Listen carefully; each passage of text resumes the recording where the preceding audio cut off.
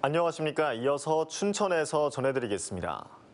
오늘 오후 4시 기준으로 강원도에서 140명이 코로나19에 감염돼 1일 확진자 최다치를 경신할 전망입니다. 춘천에서는 격리 중 확진된 9명을 포함해 23명이 확진됐습니다. 홍천에서도 초등학교 한 곳에서 6명이 무더기로 확진되는 등 모두 26명이 확진됐습니다. 이 밖에 원주 36명, 강릉 18명, 양구 4명, 철원 3명 등이 확진됐습니다. 강원도의 코로나19 누적 확진자가 오늘로써 10,000명이 넘었습니다. 강원도 방역당국은 지난해 2월 22일 코로나19 첫 확진자가 나온 지 657일 만인 오늘 누적 확진자가 10,000명을 돌파했다고 밝혔습니다. 단계적 일상회복 시행 전인 10월까지만 해도 확진자 1,000명이 느는데 평균 한 달 이상이 걸렸지만 12월 들어 13일에서 7일까지 줄 정도로 확진자 수가 급격히 증가하고 있습니다. 코로나19 확진 환자가 크게 늘어나고 있는 춘천시에 선별진료소를 추가 설치합니다. 춘천시는 진단검사를 받으려는 시민들이 하루 3,000명 이상 몰리면서 진료소 한 곳으로는 감당이 안 된다며 호반체육관에 선별진료소를 추가 설치해 13일부터 운영한다고 밝혔습니다. 호반체육관 진료소는 차에 탄 채 검사를 받을 수 있는 승차 진료 방식으로 운영될 예정입니다. 이를 위해 보건소는 물론 본청 인력까지 투입해야 한다며 보건증 발급과 같은 춘천시 보건소의 대면 업무를 13일부터 다시 중단한다고 밝혔습니다.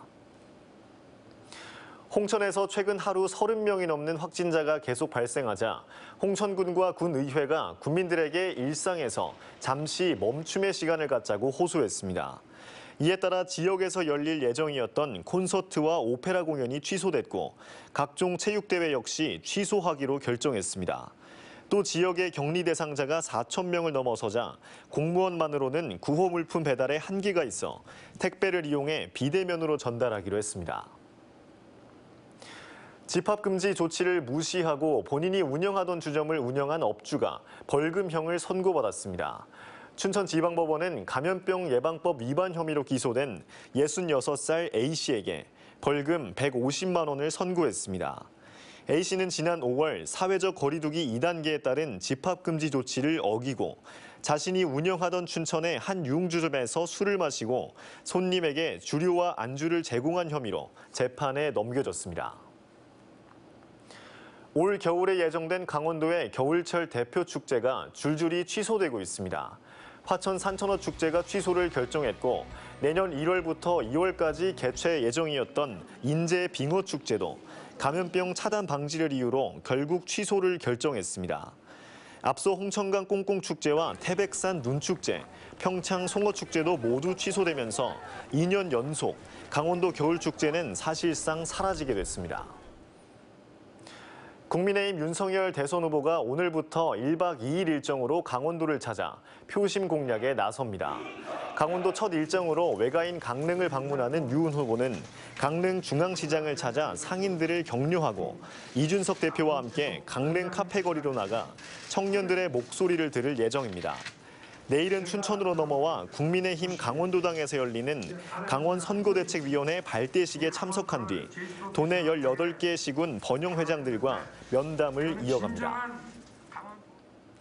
알펜시아 메가 건물을 담당하고 있는 강원도 간부급 공무원이 뇌물수수 혐의로 검찰 수사를 받고 있습니다.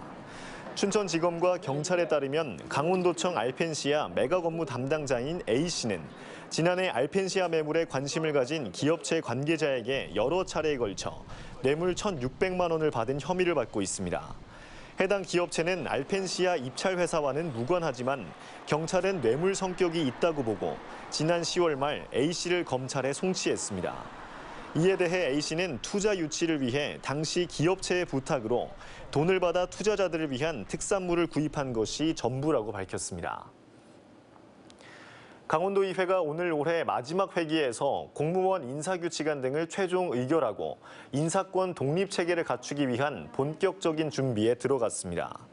곽도영 의장과 최문순 지사는 오늘 도의회에서 내년 1월 13일 지방자치법 전면 시행을 위한 인사운영 업무협약을 체결했습니다. 지금까지 춘천이었습니다.